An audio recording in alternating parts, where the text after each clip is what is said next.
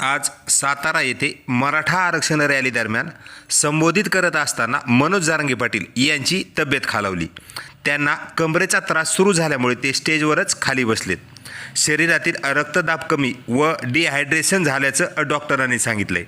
सध्या जरांगे पाटील यांच्यावर उपचार सुरू आहेत. पुढील झालेल्या नियोजनात कोणताही बदल होणार नसून ठरल्याप्रमाणे पुणे, अहमदनगर व नाशिक येथे मराठा आरक्षण रॅली होणार असल्याची माहिती मिळाली आहे.